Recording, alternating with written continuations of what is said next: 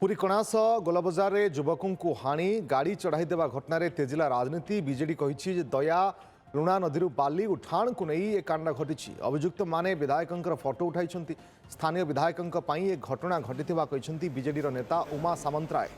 सेपटे घटना अपराधी को सुरक्षा जगाता अभियोग कर सांसद और विधायकों को तदंत परिसरभुक्त कर कांग्रेस नेता प्रसाद हरिचंदन।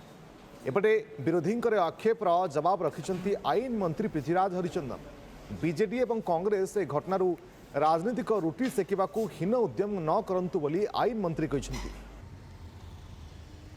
प्रथमत मु कहबी ये घटना घटी केवल बाली चोरा चालाण को नहीं।